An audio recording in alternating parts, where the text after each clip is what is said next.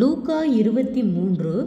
அவர்கள் இயேசுவை கொண்டு போகிறபோது நாட்டிலிருந்து வருகிற சிரேனே ஊரானாகிய சீமோன் என்கிற ஒருவனை பிடித்து சிலுவையை அவர் பின்னே சுமந்து கொண்டு வரும்படி அதை அவன் மேல் வைத்தார்கள். திரள் கூட்டமான ஜனங்களும் அவருக்காக புலம்பி அழுகிற ஸ்திரீகளும் அவருக்கு பின் சென்றார்கள்.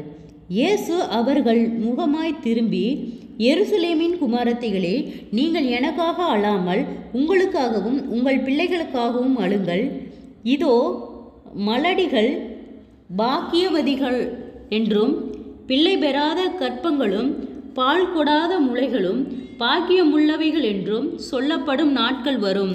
அப்பொழுது மலைகளை நோக்கி எங்கள் மேல் விழுங்கள் என்றும் குன்றுகளை நோக்கி எங்களை மறைத்து கொள்ளுங்கள் என்றும் சொல்லத் தொடங்குவார்கள். பச்சை மரத்துக்கு இலைகளை செய்தால் பட்ட மரத்துக்கு என்ன செய்ய மாட்டார்கள் என்றார். குற்றவாளிகளாகிய வேறே 2 பேரும் அவரோடு கூட கொலை செய்யப்படுவதற்கு கொண்டு போகப்பட்டார்கள். கபலாஸ்தலம் என்று சொல்லப்பட்ட இடத்தில் அவர்கள் சேர்ந்த பொழுது அங்கே அவரையும் அவருடைய வலது பக்கத்தில் ஒரு குற்றவாளியையும் அவருடைய இடது பக்கத்தில் ஒரு குற்றவாளியையும் சிலுவையில் அறைந்தார்கள். அப்பொழுது இயேசு, பிதாவே, இவர்களுக்கு மன்னியும், தாங்கள் செய்கிறது இன்னதென்று அறியாதிருக்கிறார்களே என்றார். அவருடைய வஸ்திரங்களை அவர்கள் பங்கிட்டு சீட்டு போட்டார்கள். ஜனங்கள் நின்று பார்த்து கொண்டிருந்தார்கள். அவர்களுடனே கூட அதிகாரிகளும் அவரை இகழ்ந்து, இவன் மற்றவர்களை இரட்சித்தான், இவன் தேவனால் தெரிந்து கொள்ளப்பட்ட கிறிஸ்துவானால் தன்னைத்தானே இரட்சித்து கொள்ளட்டும் என்றார்கள். போர் சேவகரும் அவரிடத்தில் சேர்ந்து அவருக்கு காடியை கொடுத்து, நீ யூதரின் ராஜாவானால் உன்னை இரட்சித்துக்கொள் என்று அவரை பரியாசம் பண்ணினார்கள். இவன் யூதருடைய ராஜா என்று கிரேக்கருக்கு லத்தீன் எபிரேயு எழுத்துக்களில் எழுதி அவருக்கு மேலாக வைக்கப்பட்டது. அன்றியும் சிலுவையில் அறையப்பட்டிருந்த குற்றவாளிகளில் ஒருவன், நீ கிறிஸ்துவானால் உன்னையும் எங்களையும் இரட்சித்துக்கொள் என்று அவரை இகழ்ந்தான். மற்றவன் அவனை நோக்கி, நீ இந்த ஆக்கணிக்குட்பட்டவனாயிருந்தும் தேவனுக்கு பயப்படுகிறதில்லையா? செபம். கிருபையாய் நேசிக்கிறதா நல்ல தகப்பனே, ஆசீர்வாதமான வேலைக்கு நன்றி செலுத்துகிறோம்.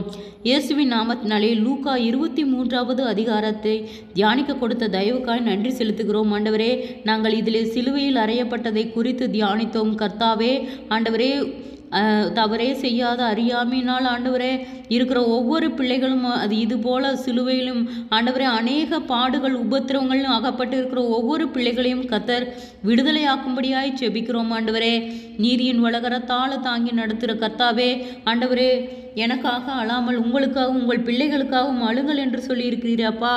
இந்த வார்த்தையின்படியாக ஆண்டவரே, ஒவ்வொரு குடும்பத்திலும் காணப்படுகிறதான சகலவிதமான போராட்டங்கள், பாடுகள் எல்லாவற்றுக்கும் விலக்கி நீர் பாதுகாக்கும்படியாய் செபிக்கிறோம். ஆண்டவரே, குறைவுகள் எல்லாம் கிறிஸ்து இயேசுவுக்குள் மகிமையால் நிறைவாக்கப்படும்படியாய் செபிக்கிறோம். ஒவ்வொருவரும் கையிட்டு செய்கிற வேலைகள், போகிற வருகிற பிரயாணங்கள், அவர்களுடைய தேவைகள் யாவையும் கர்த்தர் சந்திக்கும்படியாய் செபிக்கிறோம். ஆண்டவரே, வியாதிகளோடு பலவீனங்களோடு இருக்கிற ஒவ்வொருவருக்காய் செபிக்கிறோம். அற்புத சுக பலன் ஆரோக்கியத்தை கட்டளையிடும். ஆண்டவரே, தற்கொலை எண்ணங்களுக்கு நிராய் போகிற பிள்ளைகளை கர்த்தர் விடுதலையாக்கும்.